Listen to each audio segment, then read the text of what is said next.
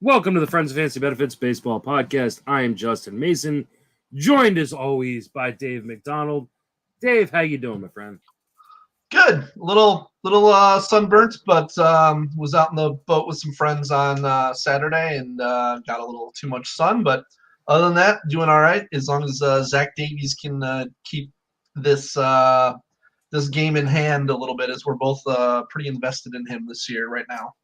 Yeah. I think we both have him in some key spots, streaming a 2-start. At least we get the Tigers later on this week. If this one continues to kind of become a dud so far through 2 innings, he's given up 3 runs and thrown a fair amount of pitches. But yeah, we'll hopefully get a little bit of a bounce back. But we are going to talk about some guys that have not been bouncing back. They've actually been bouncing in the wrong direction so far. So we're talking about some June swoons, some guys who are struggling during the month of June. But before we do that, we are going to talk some news and notes, because there are quite a bit of news over the last few days that we need to cover. Don't forget to follow Dave on Twitter at RunDMCD. You can follow me on Twitter at Justin Mason FWFB. Follow Friends of Fantasy Benefits on Twitter at Fantasy Benefits. We don't remember, I forget all the time to ask for ratings and reviews. If you like the show, if you enjoy our work, I implore you and beg you to give us a 5-star review on iTunes or wherever you are listening to this podcast. Really helps us out if they're of the 5-star variety. If they're lower than a 5-star variety, don't worry about it. Just, you can just send me a tweet, because those don't help. I will say thank you very much to Richard Sands, one of our dedicated listeners, who wrote a very nice review. Actually, that was the first review. I don't know about ratings, but that was the first review we had gotten since I've come on with you. So, we would really appreciate the feedback, guys. I know a lot of you reach out to us and tell us you enjoy our work and everything, but doing it on that kind of helps us out in a bigger way. So thank you in advance, and thank you to Richard for leaving that really nice review. Yeah, we really appreciate it. Anytime someone can give us 5 stars over there. And Richard is he is a dedicated listener to a lot of podcasts. Really good dude. Yeah. Hopefully, maybe I'll get him in Barf next year. Yeah, that would be. He's local to the San Francisco area.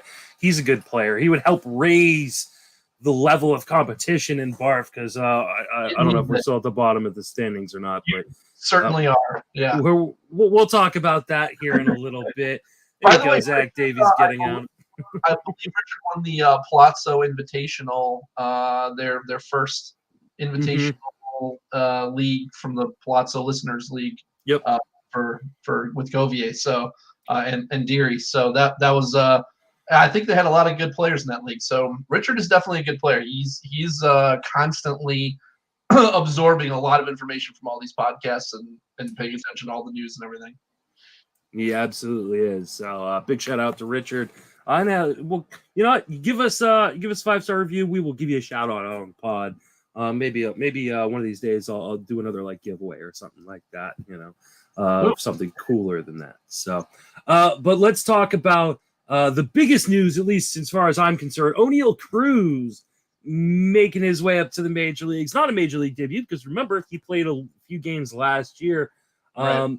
He is a top prospect, or one of the top prospects in all of baseball, top prospect in the Pirate system. He's got power. He's got speed. He is 6'7" playing shortstop. Dave, what are your thoughts on ONeil Cruz?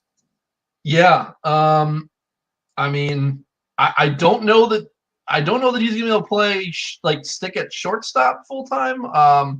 I think people with that kind of height are going to have issues sticking in the infield, especially a position like shortstop where you need to be very mobile. I think he will actually play a little bit of outfield too. I know they played him at outfield a bit in the minors, but I mean, he's obviously a super exciting guy. He's got all the tools. He did only hit 232 in the minors, but his K rate was only 22.7%, and he does walk. So I think it could have been just. His BABIP was 270. He's probably closer to a 320 BABIP kind of guy. So he's probably getting a little unlucky there, but guy has tons of power. His max EV is probably going to be I mean, I don't know. I'm guessing by the end of the year, it'll probably be around like 116 or something. He hits the ball consistently hard. He can run. He had 11 steals in the minors before getting called up. 2021, he had 19 steals, 17 homers in like 300 at-bats only. So the guy has all the tools. Very exciting player. Obviously, being a Pirate, not going to light up the runs and RBIs categories probably, but if you own him, you're excited right now. Yeah, and I mean, he really struggled at the beginning of the minor league season. It was one of the reasons the Pirates continued to hold him down. He was striking out quite a bit, but really corrected that. Struck out at a 19% clip over the last month, hit 289 during that stretch, 6 home runs, 2 stolen bases over the last month in AAA. So, came up tonight in the lineup. I think he went 2 for 4. So, I mean, he's up and ready to go. And if he's still available for some reason in your league, and we're most likely in that point talking about probably shallower ESPN, Yahoo kind of leagues, he is a must pick up. Absolute must pick up. The sky is the limit. Because he's 6'7", he's probably going to strike out quite a bit more than he did in AAA. But the Pirates suck. And they're playing guys like Michael Chavez and other guys who strike out 30% of the time. I don't think he's going back down, even if he struggles. I think he's going to get plenty of run here, and he has a real potential to be a huge difference maker in fantasy rest of the way. Yeah, I don't think there's much risk of him getting sent back down unless he does like epically bad, like is hitting under 200. I mean, the bar is not high on the Pirates. Mm-hmm. Absolutely. Another guy who has been recalled is Josh Lowe. If you remember, Josh Lowe made the opening day roster for the Rays, struck out at a 38% clip, and was eventually sent back down after people wasted a ton of fab on him in a lot of leagues. Is this new version of Josh Lowe going to be better, you think? So Josh Lowe was a guy that in our main event, Tony and I drafted like I don't know, pretty late in the 20s rounds, like 25th round or something like that. He's got the tools, but really, it just comes down to he strikes out way too much. Honestly, I was looking at what he's done in the minors lately, and I mean, he had like 2 home runs in the last month, like 3 steals. And he was still striking out a lot. His last 3 games in the minors, he had 2 strikeouts in each game. Personally, I'm not buying in on Josh Lowe. I don't think he's going to be much better this time around. And on the Rays, you never know with the playing time and everything. And unlike the ONeil Cruz situation with the Pirates, they don't have to keep Lowe up. I mean, they kind of have a need for a guy right now, but I don't know. I think they have other options that they could use, and the Rays are here to win. So if he's not going to help them win, then they're probably not going to keep him up. So personally, not a guy. I knew he was coming up, and I didn't even throw like $1 on him in Fab. So this is me personally. I mean, he was better in AAA over the last month. His strikeout rate was 24.8%. He had, I think, 3 home runs. Let me double check the. 2 home runs, 4 stolen bases, hitting .310. Problem is, first game up tonight, he goes 0 for 4 with 2 strikeouts. Yeah. So, I mean, it does not seem like his free swinging ways are going to be changing anytime soon, and that is a huge problem for Josh Lowe. I know that the Rays are banged up right now. They lost Kevin Kiermaier tonight to an injury. They're already missing multiple guys on that team, but the Rays always find guys. Like they pick guys out of the stands in the parking lot who are tailgating, and somehow come up and they hit 300. So I don't think that Josh Lowe is going to be able to continue to strike out. There you go. Zach Davies out of the inning, right? There we go. So through 55 pitches. Not ideal. It's no more earned runs given up. So that's good. That's a start. But yeah, John, I'm not banking on Josh. I love the upside, but he's got a massive hole at the top of his swing, and that's going to continue to be a problem with guys throwing heat at the top of the zone. He's just going to continue to strike out. So until we see some massive change in his profile, I don't know that I'm super interested outside of the deepest of leagues. Right. And I will say in his defense, tonight he did face Garrett Cole, who had like a dozen or so. This is true. Yeah. So, and was throwing a perfect game through like 7 of the third. So no hitter. He had given up like at that point. But yeah, it's take it with a grain of salt for tonight, but I do think it will be an issue for him moving forward. So absolutely. All right, next guy who's being brought up, Jett Downs, making his major league debut. Downs has hit for power, stolen bases in the minor leagues, but he's also been like he's hitting under 200. Any chance do you think Jett Downs has a real impact at the majors this year? No, not at all. From everything I read from the beat writers, this was a very short-term ad for him with Arroyo and Kike both nearing activation, probably like either like Wednesday, Thursday, or the weekend. So I think he'll be up for a couple of days, and that'll be it. Yeah, I can't imagine he's going to be up for very long. He strikes out way too much. Yeah, I think this is going to be I mean, Duran keeps getting dicked around, so I think Downs is probably going to be going back down as well. So I expect him to go back down too. From everything I've read, it's like once those two guys are back, and Kike will go back to starting in center field again and leading off, and I think Duran's going right back down.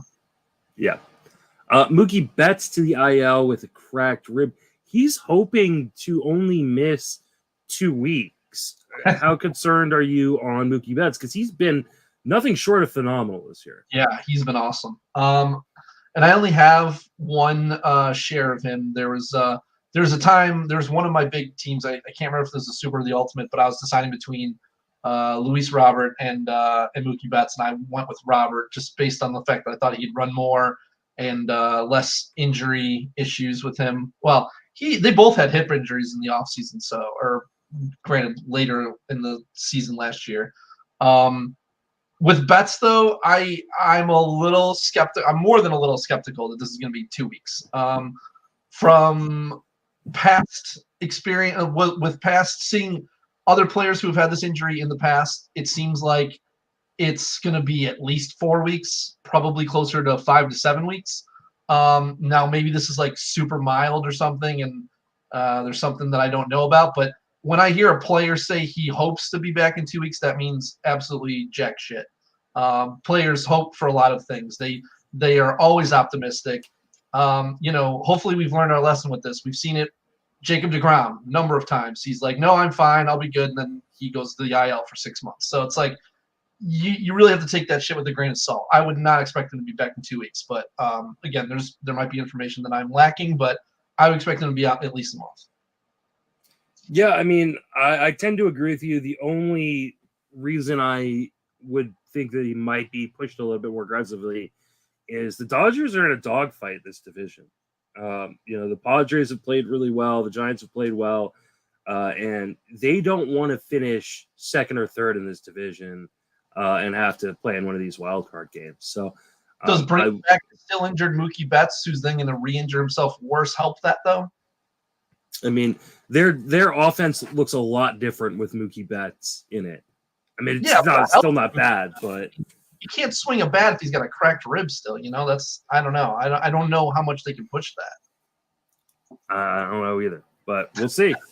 Tyler ONeil to the IL, which is disappointing. He left with an injury last night. They said originally that it was just precautionary. Clearly not precautionary. Because he's going to miss at least 10 days. This means Juan Yepez is getting another chance to start. Yepez started out strong and kind of really tailed off. Do you think he can pick it back up?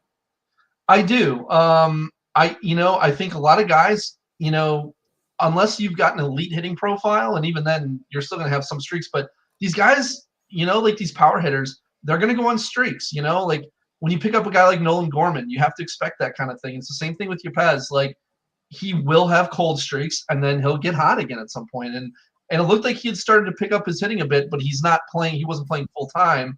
But then when I saw Tyler ONeil go down late on Sunday, I was kind of I was leaning towards keeping Yepez, but I was kind of on the edge. And then when I saw ONeil went down, I was like, oh, well, now Yepez might actually be starting again. So I think I'm going to hold on to him and maybe even play him. So he hit like a 3-run homer, I think on like Saturday or Sunday.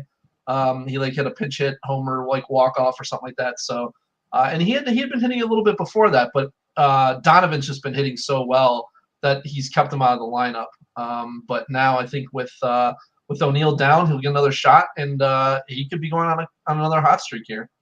Yeah, I mean, I like Yepez a lot, and I think it's unfortunate for Tyler ONeil because he's on top of being injured and struggled this year, and it doesn't seem like he's going to get an opportunity to get things going anytime soon. So if Yepez was dropping your league, I think I'd give him another shot. I really like the contact skills with the power. Especially if the Cardinals were willing to play him in spite of the shoddy defense, I think you should too. Ashby and Eovaldi both to the IL. Yeah. You want to say it? Yeah. This is another instance of the team saying, oh, they're fine. They're going to avoid the IL. It's no big deal. Precautionary. I love when teams say it's precautionary because 90% of the time it's bullshit. And then of course they both end up going to the IL. So, yeah, I kind of figured that was going to happen with Ashby, and hopefully nobody got fooled by that and started him this week. But I did. I got fooled. Yeah. That was brutal because they were saying he was lining up to start this week, and I didn't have another option. It's on my auction team, my auction championship team that has just had a run of bad luck with pitchers. Recently losing Hendricks and Rasmussen, and I just didn't have another option. And so in Josh Winder, so like I just thought I'd roll him out there as opposed to trying to drop Winder, and that was a mistake. So you live, you learn. I'll take the 0 this week and hope that that doesn't kill me too much. But this is why you try to rule on the side of caution, even when the team is saying that they're optimistic. Speaking of teams feeling optimistic, Manny Machado left the game last night. He rolled his ankle over the base. The team is optimistic he's going to avoid the IL, even though the back of his ankle looks black and blue. I mean, this seems like there's no chance. He's got a grade 3 ankle sprain. There's no chance he avoids the IL here, right?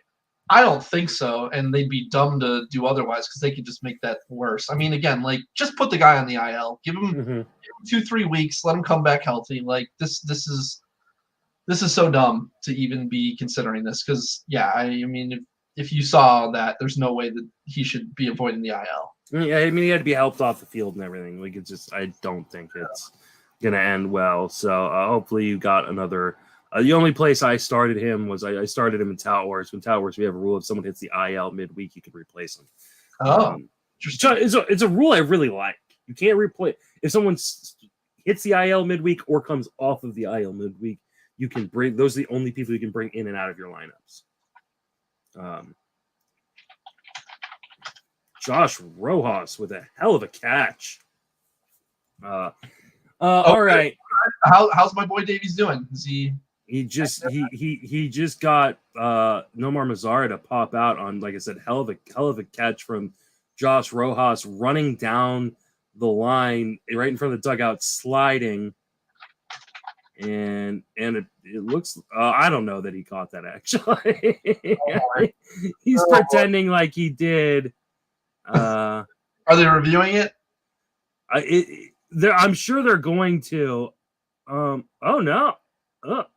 It looks like he snow coned it, hit the wall, and it dropped out, and then he caught it with his other hand. Yeah, I think wow, it's a hell of a catch. I don't know how he held on to that. This is but podcast. Sorry. CJ Abrams was recalled tonight. Are you picking him up? Yes, he is a guy who I actually ended up getting in my ultimate. And he's a guy who I drafted in some leagues. I'm very high on this guy. He does not have a strikeout issue. He struck out 16.5% in the minors in AAA as a 21-year-old. He had 7 homers, 10 steals. I just think you have to keep your expectations in check. He's not a guy. I mean, he's gonna hit like 8th or 9th. I think he hit 8th today with Kim hitting 9th. But I do think that he can keep a role there. Like even when Tatis comes back, I think because Kim has struggled so much, I think that Abrams can overtake Kim at this point. Like bringing him up now the second time, and he looks like he's more ready now. I think if he can prove that he belongs in the majors, which he certainly has the talent to do, I think that they'll keep him up over Kim when Tatis returns. Yeah, I mean, I think Kim has proven at this point that he is probably a utility infielder. I think that's where he best fits on this team. Maybe if he's on a worse team, he would be in a position where he would, could be a starter, but he just hasn't shown enough. Abrams has a ton of upside. There's power, there's speed. I know he really, really struggled when he was in the majors, but he went down to he went down to AAA, which he had skipped previously. Remember, he came up from AA initially, and he just dominated AAA. And I know he's only like 21, 22 years old, but I think they got to give him a shot, especially while Tatis is out. Tatis, he's going to be out longer than they initially had expected. Machado's going to miss time now. I think that they've got to. The Padres, again, they're in this dogfight, and now they've lost their 2 biggest bats. Their rotation is fantastic. The bullpen's really, really good, but that offense is looking pretty gross without Machado and Tatis. So I think Abrams up the bat right now. Hopefully he doesn't take Davies' yard as I speak and yell at the screen again. But yeah, I think Abrams needs to be rostered in every format just on the upside alone. Absolutely. I picked him up in my Yahoo and Fantrax 12s, and I picked him up in my 15s as well. He's a guy even in 10s. I think he's worth rostering pretty universally, at least for the next couple weeks to see how he looks. Absolutely. Aroldis Chapman is throwing to live hitters tomorrow, likely back within a week. Do you think he becomes the closer again?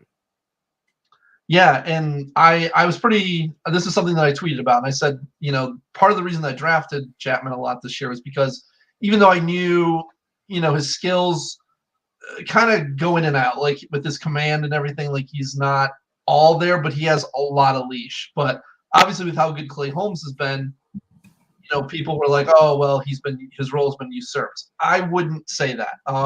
He's done this before where he's lost his control, went out for a couple weeks, came back, got his role back. I expect that because here's the thing. Clay Holmes is much better utilized as a fireman, which is actually how they used him today. They pulled Cole in the 8th inning today with 1 out and guys on base. And who did they bring in? They brought in Clay Holmes in the 8th because that's his best role. He's the best reliever on that team, which doesn't mean you use him as a closer. It means you use him where you need him. They want Chapman to close. And that's exactly what Boone has said. He said, when we bring Aroldis back, if he's, good to go, we're going to use him in the safe situations too. Clay Holmes is still going to get some, but I very much expect Chapman to be their main closer. Maybe not in like the 1-run games initially, maybe more like the 2 to 3-run games and stuff like that. But if Chapman's good and his mechanics are right and all that stuff, he still has very much has the stuff and the velocity to be a dominant closer, and that's where they want him. They don't want Holmes in the closer role. They want him as a fireman. And so he got dropped in my main event in my Vegas main.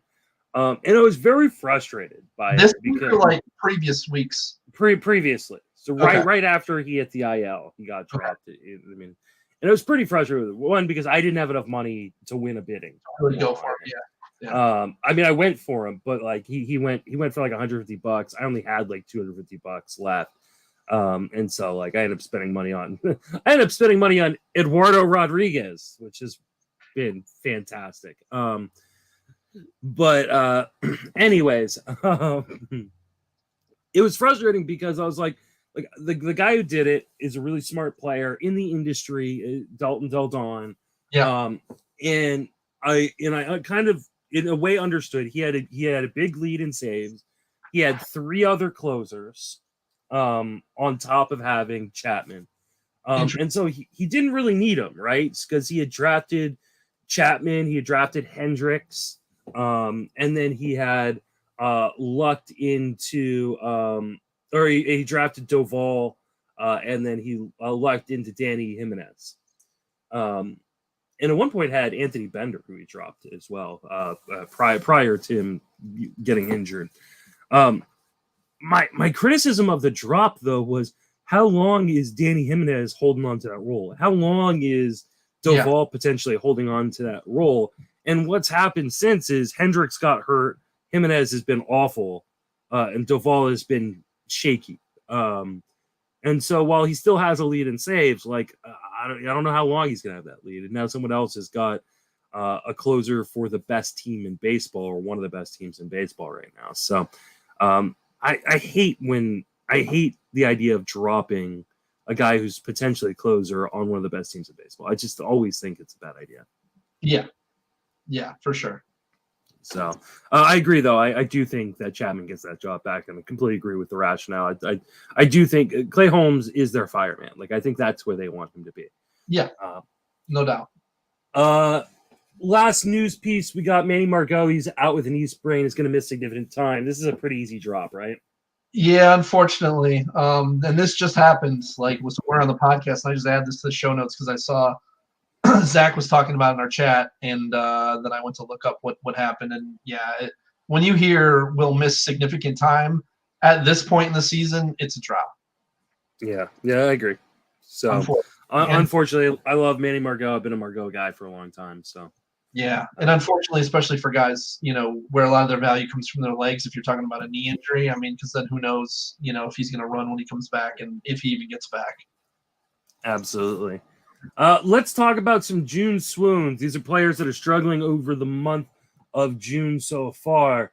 And I know that the last time we talked about some guys who were currently struggling and whether or not you would drop them. And one of the guys we talked about is Myles Straw. Yeah. And so I didn't really want to talk about him because of that. We just talked about him. But I have to bring up the fact, in the month of June, he has a -1 WRC plus. For those who don't know what WRC plus is, it's supposed to kind of grade your offensive numbers based on 100 being league average, right? So he is -1 when 100 is league average. What are you doing, Myles Straw, right now? Yeah. And what's more concerning is he has sat versus some righties lately too. In the last 2 weeks, he sat versus 3 righties, and they played a bunch of lefties during that time. Because now, and the other thing is, Franmil Reyes is supposed to come back tomorrow too. So now it's getting even more crowded because Owen Miller is playing well, Jimenez is playing well, and they just started finally playing Jimenez against lefties. He's hitting over 300 versus lefties, and they were still sitting him versus them, which made no sense. But and you got Steven Kwan is not playing every day, so it kind of looks like Straw and Kwan, they're not like platooning necessarily. Like there'll be a bunch of games that they're both playing, but I mean, once Franmil enters the fray, you're gonna have to play Josh Naylor somewhere then. And so I think what they'll probably do is they'll just have like rotating days off between all these guys. But if you need the steals, then you got to hold on to Straw.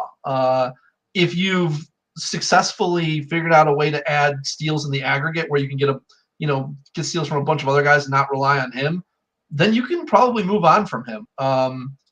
Unless you want to play the game where the guy behind you desperately needs steals, and so that they have enough fab to pick him up or something like that, then maybe you want to keep him away from them.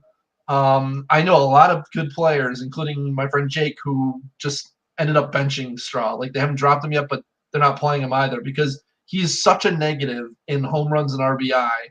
And average, his average sucks too right now. He's only hitting 210 or something like that, 203. Yeah, he's hitting 129 in the month of June.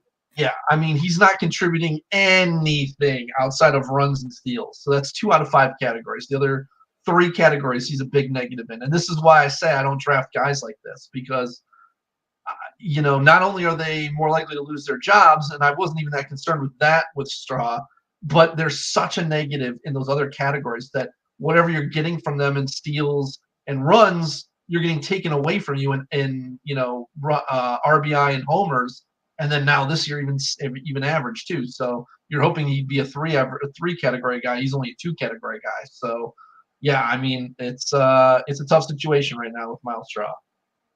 Yeah, I don't know what situation people are going to be in which they don't need him for stolen bases, though, is the problem. Like, I think if you drafted him, you were banking on those 30 stolen bases. And so it's going to be really, really hard to not only just cut him, but even just keep him off your active roster right now if you need those stolen bases. So, I mean, I agree with you in theory, but I don't know how many people are in this situation where they can just move on, unfortunately. I mean, it depends. If you've been trying to add steals in your waiver wire claims, and not just relying on the guys that you drafted, like Jake, he's added steals and guys. If you got like Jake or John Birdie, or you got some of those kind of guys, then you might be okay. A lot of guys are running more than expected. I mean, right now, Dansby Swanson has like 11 steals. He was a guy who you maybe pegged for 11 steals all season. So, some guys are running more than you expected them to. So all I'm saying is, if you're in a decent situation in steals where you don't need him,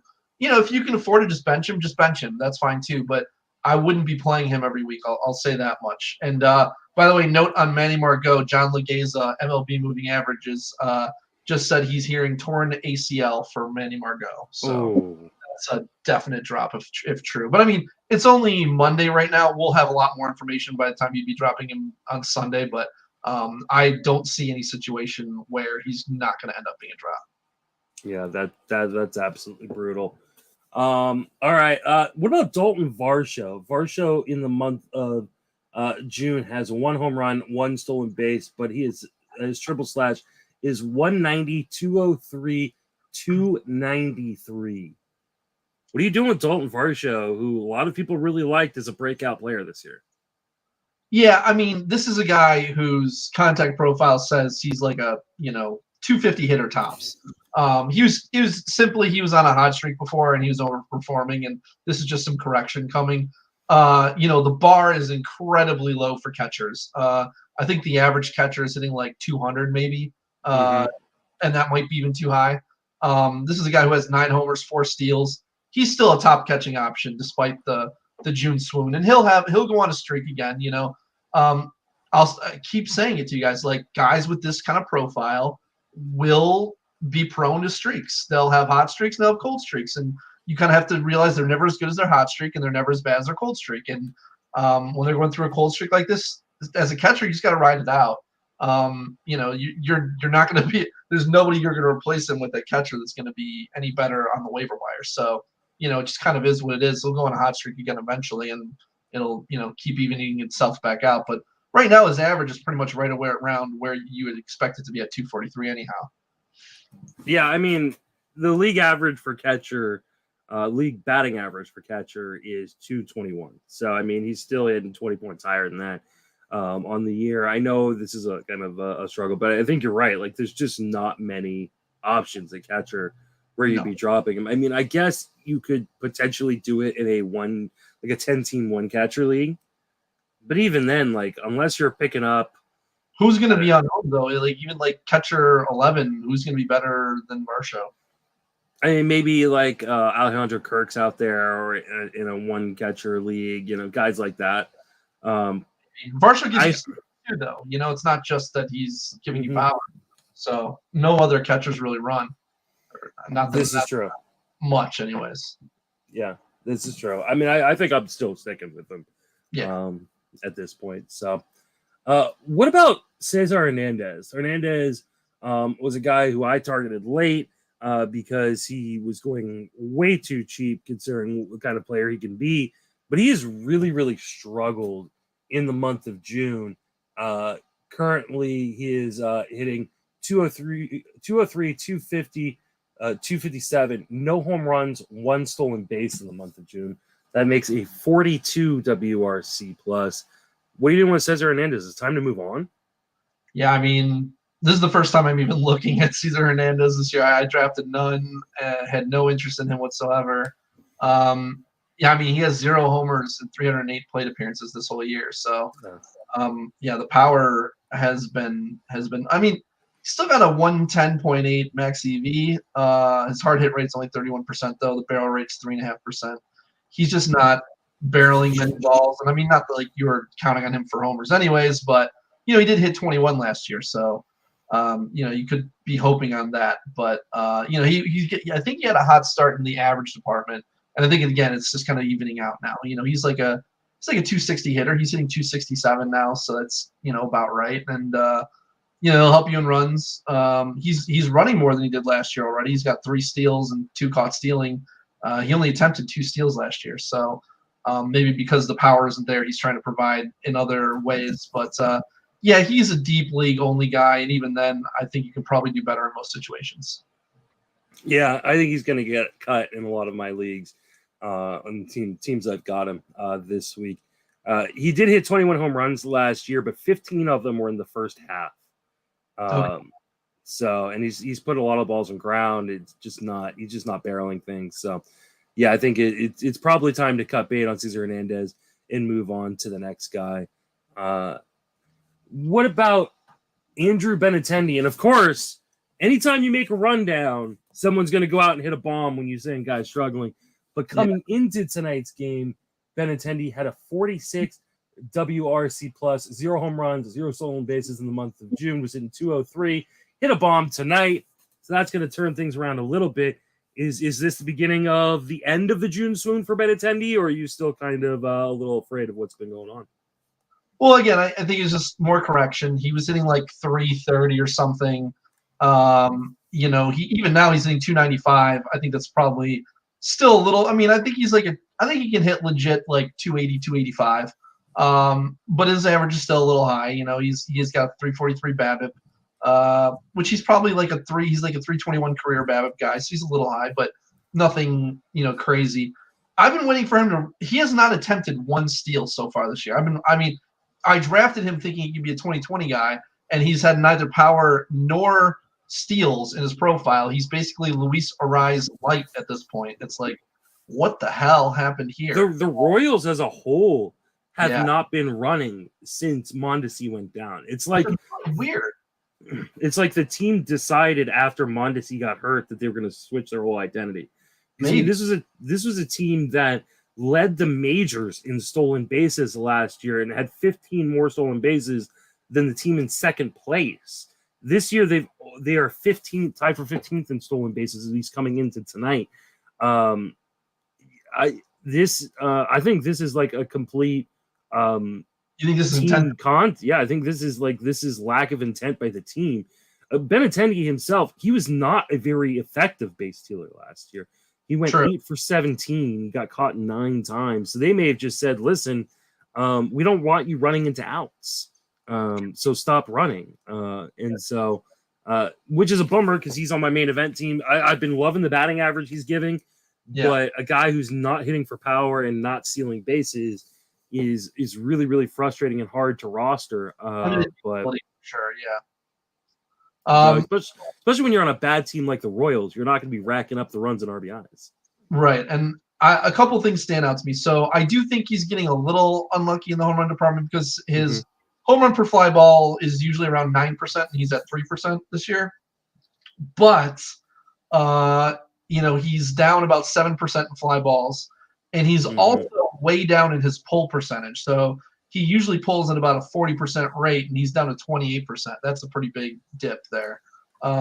It almost seems like he's trying to do a more contact-heavy approach where he's just trying to put the ball in play, get on base, and not worry about hitting home runs and stealing bases this year.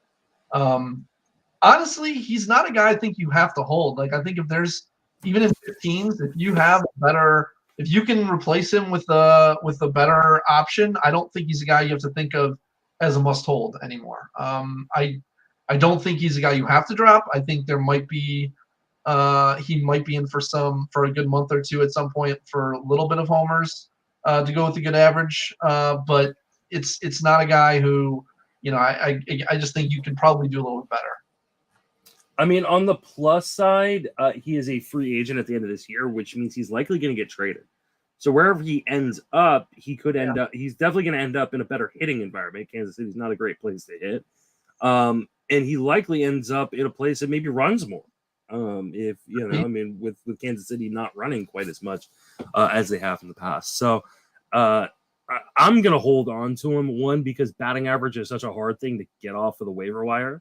And two, with hopes that he's going to get traded at the trade deadline and end up in a better situation. Okay, that's a good point. So, what about Justin Turner, who's been absolutely brutal? He was a huge target of mine this year because he's just perpetually underdrafted. Doesn't feel like he's underdrafted this year. This year, it feels like he was either drafted appropriately or maybe even overdrafted at this point. Man, 2019 and 2021, he had 27 homers in each year and, hit 280, 290. I get that he's 37 now, but I like you. I drafted him. He was a big target of mine. I drafted him in a lot of places as my, sometimes I drafted him as my third baseman, other times as my corner. But yeah, I really like him as a guy who can give you some pop with a good average, and those are hard to come by. And I don't know. Looking at his profile, a lot of it looks the exact same as last year. It's just I don't think he's hitting the ball quite as hard as he used to be, and I thought maybe a lot of these guys kind of came out of it in June. A lot of guys started hitting the ball hard again, and talk about the fact that maybe they switched balls or whatever. Well, whatever they did, it ain't helping Justin Turner. He's still hitting like crap. So, on top of the fact that he's not giving you any power, he's also giving you a 210 average, which is just brutal. So, yeah, this is like where Trevor Rogers has been the bane of my existence on the pitching side so far this year. Turner has been that on the hitting side. So it's just been, it's misery. Do I still think he can bust out of it? Yes. He's going to Great American Ballpark this week. And I think he's going to Coors at some point soon. I could be wrong on that though. But I'm hoping something wakes this guy up. Yeah, I'm hoping too, because I don't know if we were talking about it before we started recording or after, but he is one of 3 guys that I drafted on my Barf League team that is not injured. That you maybe wish was. Yeah, I kind of wish he had been. So, they just drop him and move on. Yeah, they are going to Coors the beginning of next week. So yeah, they're at Cincinnati this week, at Atlanta this week. Yeah, some pretty good places to hit. So right. I'm probably holding on to him for the next 2 weeks, but after that, I may, if things don't turn around, I'm gonna have to make a decision here. Yeah, I mean, so when you have a guy that's struggling like this, you should be constantly scouring to see, can I upgrade him? It doesn't even mean that you have to drop him, but you should be looking for other third basemen to bring in as a backup option in case he third base is just such a pit of a position right now. I know. That's the issue. Is like I tried to pick up a third baseman in my main. I put 6 guys on my list. I did not win any of them. I got outbid on Maikel Franco.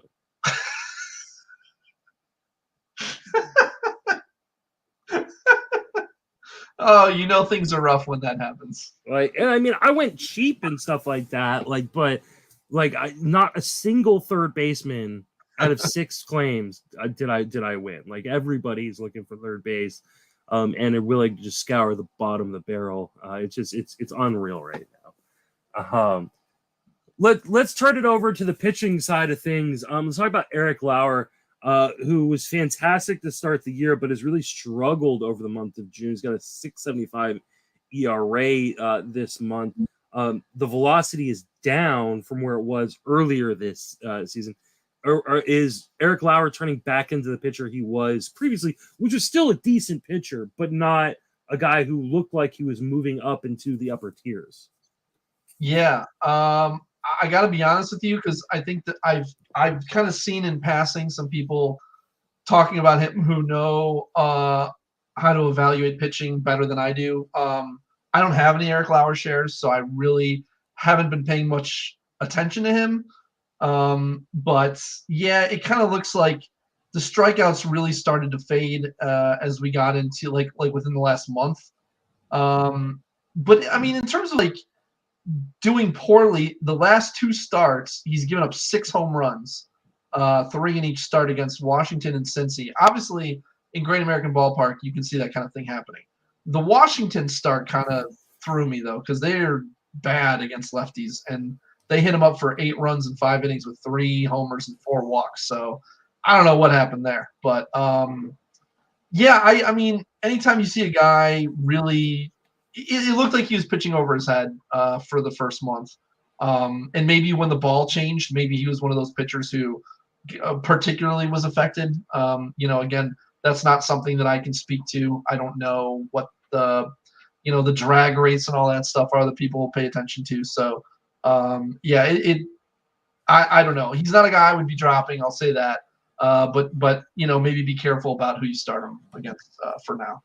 Yeah, the Washington, I mean, it was Nelson Cruz, Juan Soto, Josh Bell just got to him. He has his velocity has slowly declined here over the last month or so.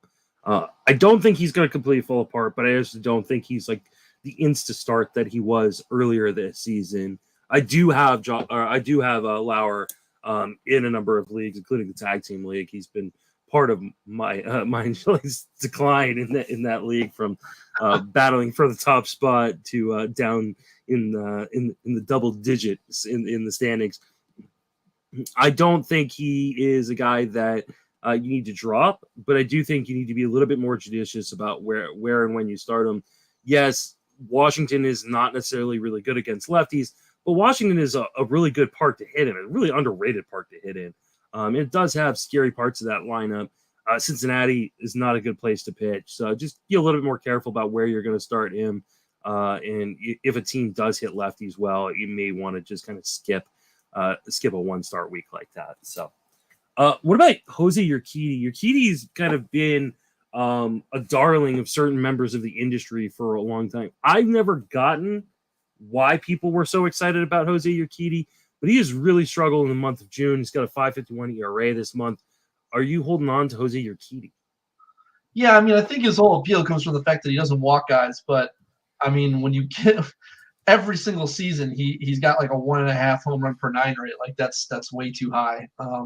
He just like since coming up, he had like an 8.8 K per 9, and then it's just dwindled since then down to 5, 7.5, and then this year a little bit below 7 K per 9. I wanted nothing to do with Urquidy, didn't draft him anywhere, have completely ignored him. If you own him, only in 15s, 12s and less, you should have dropped him. Well, you should have never really had him. But if you have him in a 15, and he's got a good matchup coming up, at least you can say you've got a good win potential because you've got the Astros offense backing you. But he's nothing more than a streamer, and I would be very careful with who I stream him against. Like pretty much just bad to mediocre offenses at best. Yeah, he's got a 2-start week this week. He starts against the home versus the Mets tomorrow, and then later in the week he is at the Yankees. Oh my God! Hopefully you do not have him in your lineup this week because this is not going to end well. I like I said, I've never really understood. He gives up a lot of contact. He doesn't walk guys, but he also doesn't strike guys out. And just there's such a thin margin for error for guys who don't get strikeouts like this. He's just never been on my draft list. I've avoided him. Pitch. Yes. He looks like a position player who's trying to be a pitcher. Like he doesn't even look like a pitcher. I don't know what that.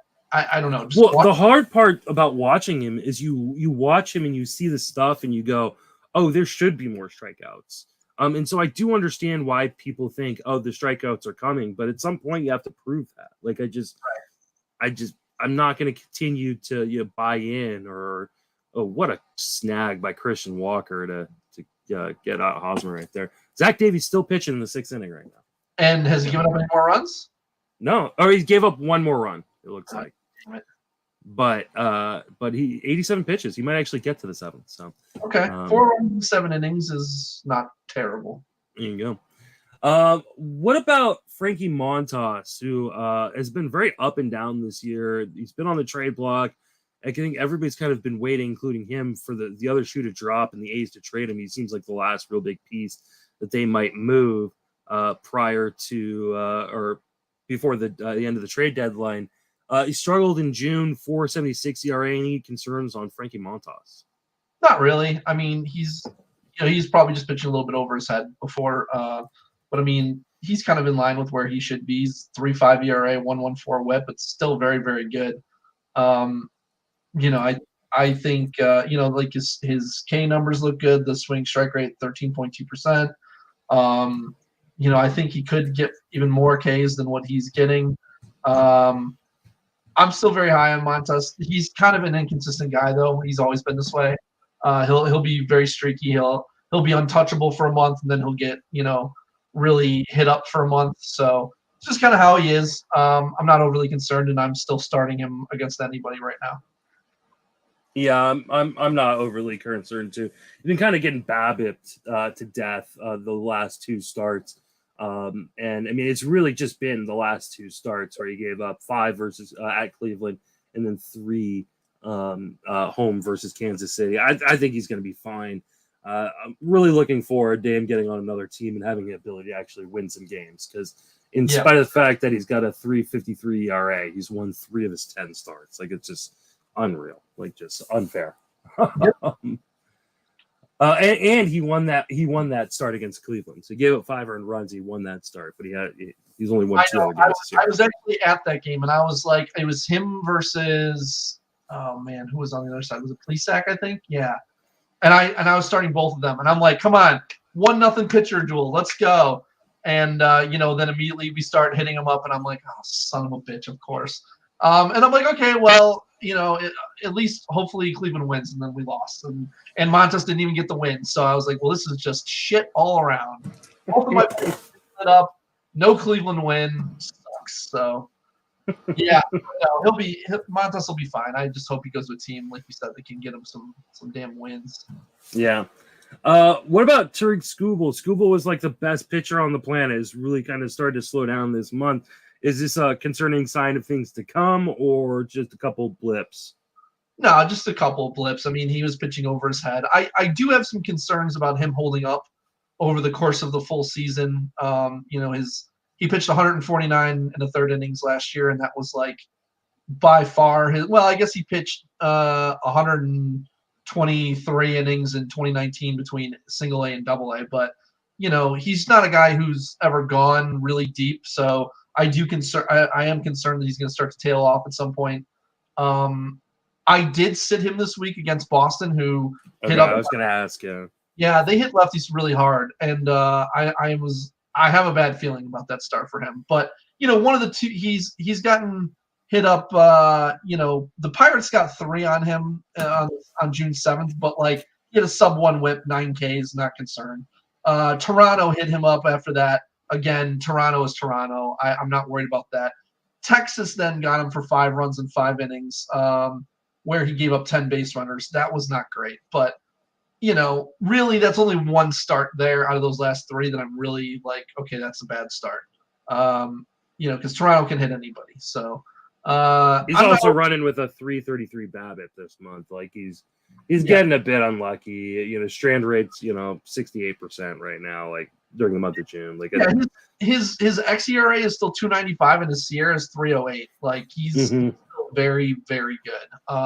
And there's a decent chance that I'll end up regretting sitting him versus Boston, but you got to play this game with your gut. Boston's so good against lefties, though. Like Boston and the other team is the White Sox. I won't start any, like outside of McClanahan, there's 0 lefties I would start against the White Sox, and even McClanahan, I'd be like, oh God, please don't crush him.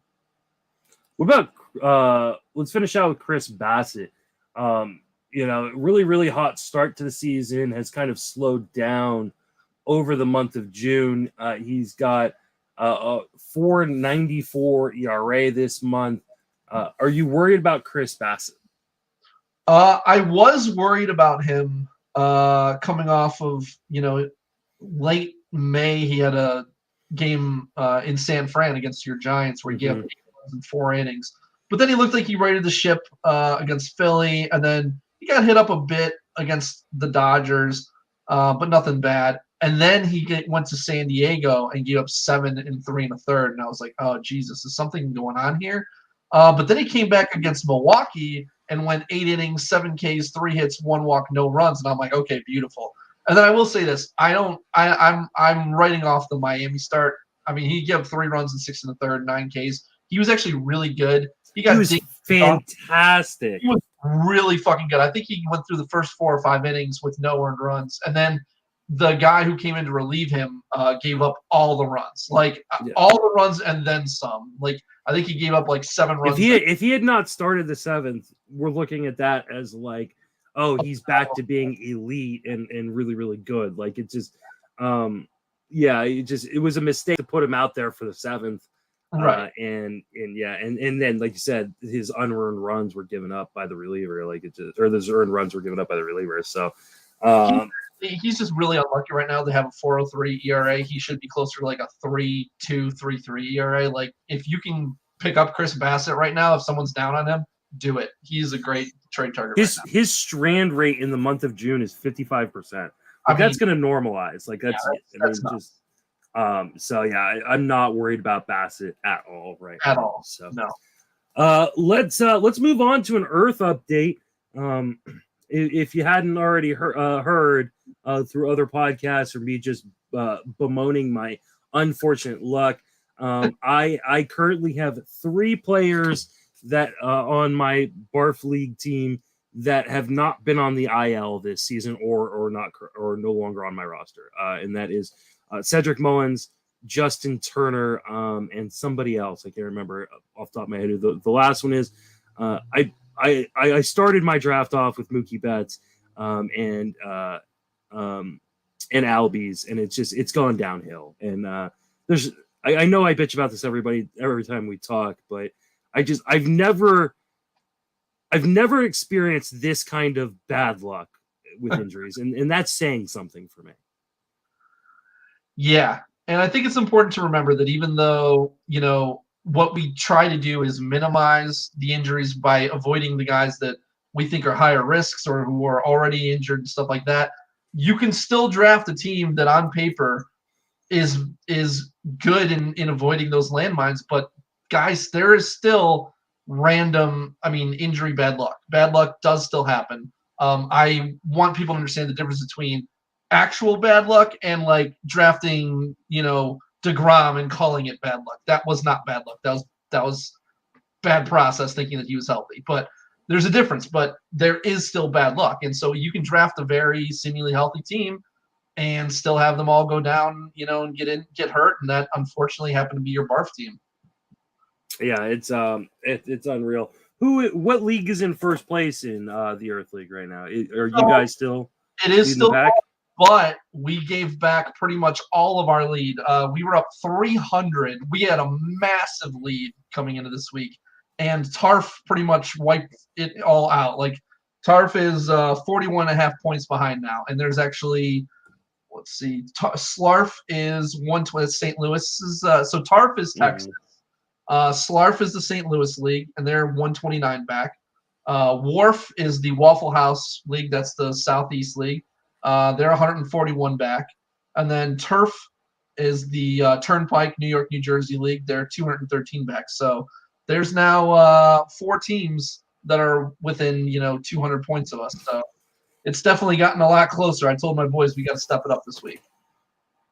Absolutely. Barf is not doing well, but no, we are rooting on Sammy Reed, who is near the top in the overall, and hoping that Sammy can work his way up. Currently, he is 7th overall. But the bottom is dragging us down, and I'm part of that bottom because of all my injuries. Yeah, he needs some help. That's the whole point of this. Of Earth is you have to work together too. Your whole league has to perform in order for you to win for your charity. So you can have 1 or 2 stragglers, but then everybody else kind of has to pick up that extra slack. So you can have the overall winner and still lose for your league. So absolutely, I've got to catch up somehow.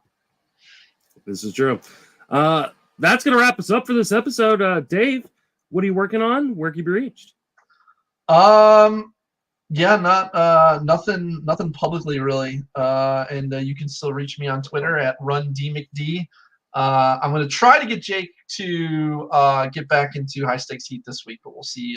We'll see how that goes. He's very busy being off from school as a teacher, so it's actually more difficult to get Jake when he's not working somehow than when he is. I don't understand the calculus there, but that seems to be how it goes. Well, you can reach me on Twitter at Justin Mason FWFB.